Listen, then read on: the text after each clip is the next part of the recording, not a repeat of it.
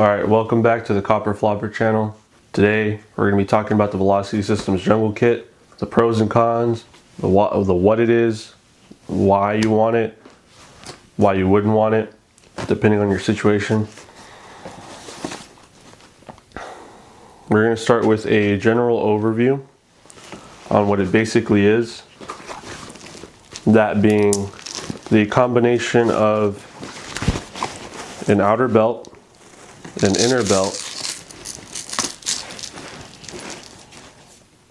that connects with a hook and loop system. Pretty easy. With a harness.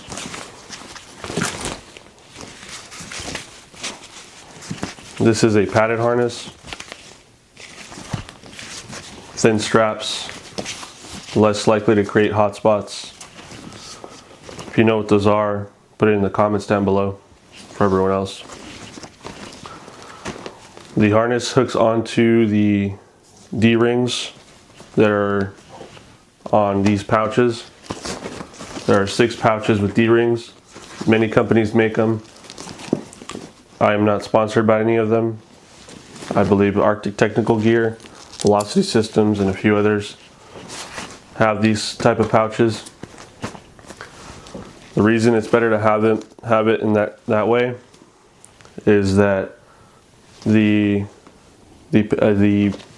harness isn't attached to the belt and the pouches aren't jumping around. The harness is attached to the pouches that have the weight, therefore it is more rigid it's more rigid that way.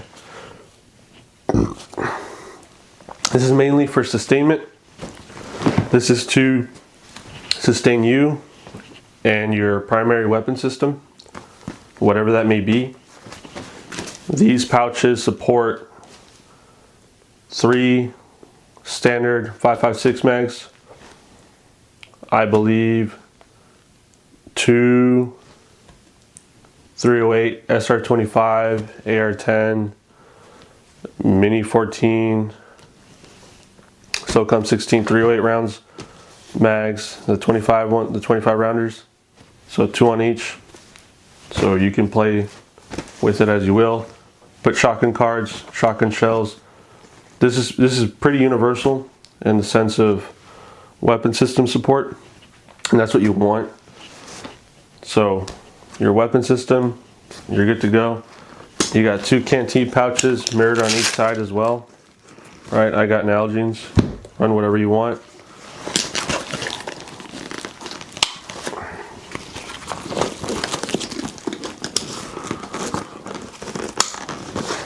Your magazines. This is a general purpose pouch. We don't worry about that yet. It's an Alice pouch. I'm not going to do a video that lays out everything I have inside of it. This is just a general overview. We'll get into what's inside and what you would want to have on your kit or on your person in general in another video. I got my notes here. So we got the cons, right? It's pretty big. It can get hefty.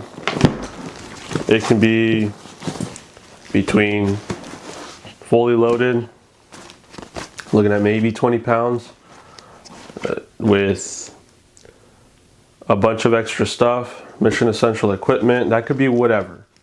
Your mission could just be going from here to your hiking spot or your camping spot and having a good time, all the way to civil unrest happens and you have to get your butt from where you're at with your primary weapon system, your gear, your body, and move it from point A to point B and take care of something. It can range, right? You can take this hunting, camping, hiking, rucking, whatever you want, right? It's basically a backpack on your hips, right? And you still have all the open space to run a chest rig or a backpack on the back. Again, it has to be a bit short or it will sit on the rear of this belt. If that's okay with you, then that's fine. Point is, it's big, right? It's not high speed. That's another one. Not super cool guy, super tactical. It's literally a bunch of pouches just mollied on. All right. Simple, old school, pretty much old school, new school mix. Pretty cool, in my opinion. It's more comfortable. It's not gonna dig in you. No diddy. Not for in and out of cars. That's a big one, right? If you're working in and out of vehicles, tight spaces like that, this is probably not going to be the kit for you, just because I mean, come on, this right here, pushing it on your back while you're driving, you're not going to want that. You could empty these, and that's fine, and have your size, but then your center console or your door kind of sticks out. You might want to think about those things. And if you still insist on having this just for sustainment and have something on your chest so you can work in and out of cars, such as a plate carrier, chest rig, micro chest rig, whatever you want to put on, a fishing vest, right? Grandma sweater, whatever it is, and then you can lay this on over when you get out of the car and go do something, that works too. But in and out of vehicles all the freaking time, probably not your best deal for this.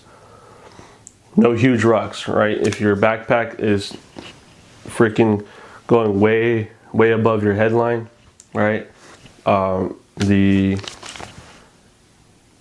waist belt is going to want to wrap around where this is at. You're not going to want any of that. So you want a short ruck or a smaller backpack, not super small, something that will, you know, support you for about a day or two.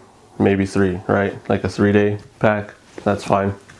A ruck, a massive ruck, probably not going to be it.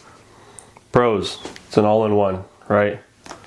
Supporting you and your weapon system, right? You have your munitions, potentially your cleaning kit, your medical gear, water, etc. All that stuff, all in one. You grab your main weapon system, you grab your main piece of equipment, this being it, and you can get, in seconds, just bounce wherever you got to go.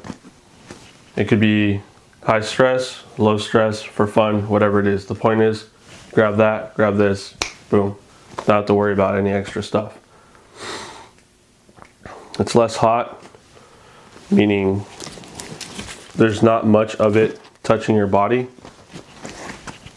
If